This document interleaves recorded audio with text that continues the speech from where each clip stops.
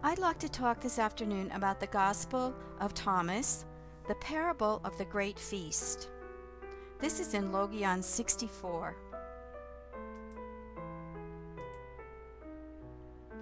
First, we're going to review what is the Gospel of Thomas and why is it important. The Gospel of Thomas was an early Christian text that was one of many banned by the institutional church in the 4th century AD. Even though several of the early church fathers quoted passages from Thomas in their writings, treating it as authoritative. The Gospel appears to have originated in the Jerusalem community of Jesus followers, whose leader was Jesus' brother James, who's referred to in this Gospel as the leader recognized by Jesus to carry on his work. Some passages in Thomas resemble those in the synoptic Gospels, but have a somewhat different meaning or emphasis.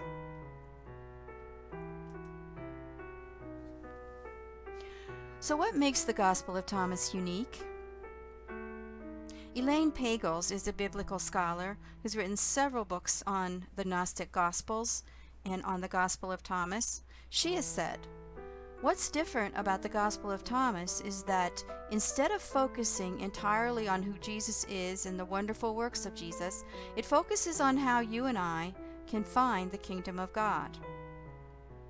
This Gnostic Gospel sees the crucifixion as the occasion for discovering the divine self within. So, kingdom of God is the divine self, according to Elaine Pagels, who studied the Gospel of Thomas and the Gnostic Gospels.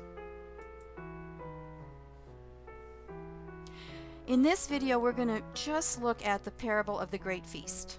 This is in Logion 64. The Logion are the passages or the sayings that make up the Gospel of Thomas. From what we now know about the Gospel of Thomas and its core message, we can read and reflect on the parable of the Great Feast, Logion 64 in the text. Aware that in the Gospel of Thomas, Jesus is focused on helping us discover the divine self within, as Pagels said, reflect on what event the Great Feast in the parable might symbolize as we read through the parable. There are several similar parables in the Synoptic Gospels. One can be found in Matthew, and one can be found in Luke. And for the translation for the Gospel of Thomas, we'll be reading from Lynn Bauman.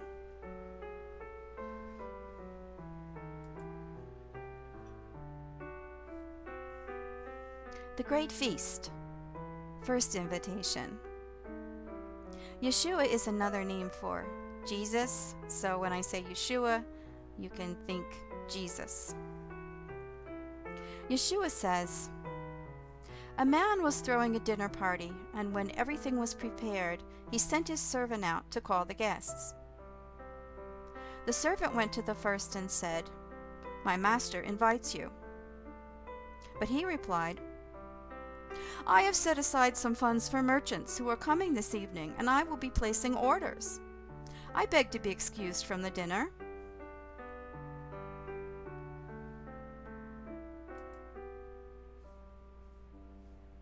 So he went to the second and said, 'My master has invited you.' But he said, 'I have bought a house which requires a day of my time. I am too busy to come.' He went to another and said to him, 'My master invites you now.' He replied to the servant, 'My friend is getting married, and I'm to prepare the wedding banquet. I simply cannot come. I beg to be excused.'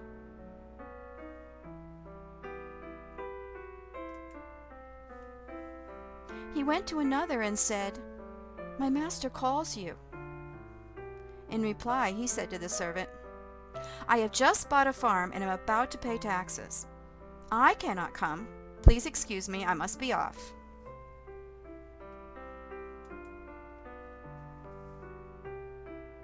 The servant returned to his master and said, 'The ones you invited to the dinner have all excused themselves.' the master said to the servant. Then go to outsiders and strangers on the roads. Find folk there and bring them here to eat. Those busy buying and selling cannot get into my Father's realm.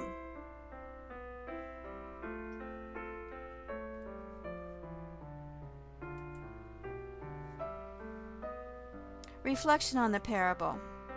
First, what is the meaning of the great feast? Keeping in mind what we said earlier from Elaine Pagels about the meaning of the Gospel of Thomas and the theme, Sarah Sahu has talked about the meaning of feasting in general in the scriptures, and she wrote, quote, Jesus proclaims his table fellowship as vital to his own mission. By acceptance of his invitation, his guests partake in his mission as well as the meal. Jesus used table fellowship in word and deed to symbolize the central concept of his mission, the kingdom of God. His open fellowship was symbolic of the joyous union that God intends for his creation. Through the meal, Jesus broke through the boundaries constructed by a socio-cultural society, proclaiming a kingdom whose arrival should not be dreaded through fear of chastisement, but through welcome and in hope of transformation.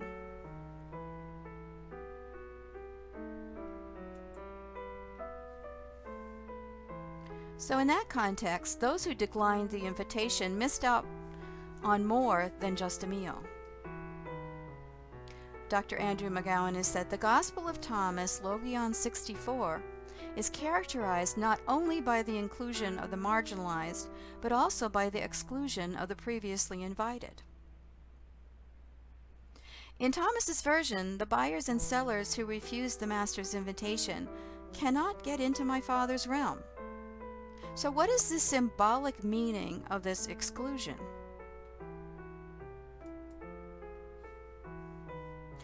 As biblical scholar Elaine Pagels outlined earlier in this video, in this gospel, my Father's realm, or the kingdom of God, refers to a radical inner transformation.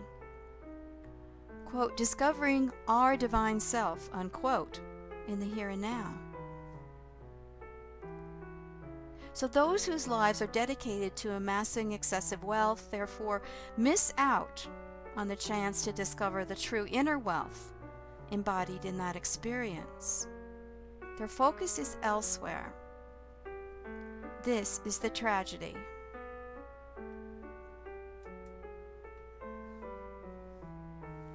There's similar teachings in other stories in the synoptic gospel.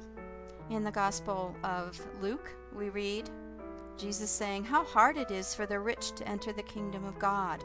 Indeed, it is easier for a camel to go through the eye of a needle than for someone who is rich to enter the kingdom of God.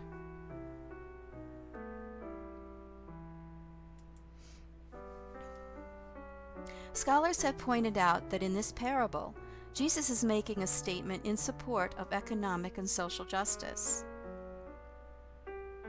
There are many parallels in the Hebrew and also in other Christian scriptures where the rich are criticized and where there are calls for a more just and fair society. Dr. Aubrey Hendricks says, quote, Jesus' first sermon mission statement in Luke, to bring good news to the poor, release the captives, and let the oppressed go free, directly confronted the Roman Empire that was imprisoning debtors and political opponents. Even the Lord's Prayer speaks truth to power, insisting that God's will be done on earth, Caesar's dictates notwithstanding. So we see our parable speaks to our spiritual lives, and it also speaks to how we are to live in the world. We see the quote from Proverbs, from the Hebrew Scriptures. Speak up for those who cannot speak for themselves. Ensure justice for those being crushed. Yes, speak up for the poor and the helpless, and see that they get justice. Elaine Pagels writes, human societies have often merged religion and politics, and we see this in the Hebrew and Christian scriptures. undergoing a profound psychological and spiritual transformation has implications for our life in the world. Our inner transformation provides the foundation for right relationship with others and with nature.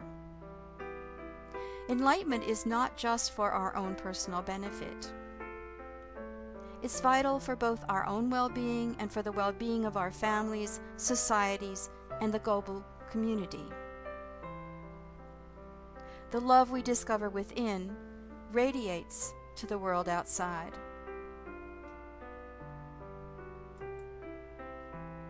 So thanks for watching this short video on the Gospel of Thomas. Take care and be sure to check out the other videos on this channel. Goodbye.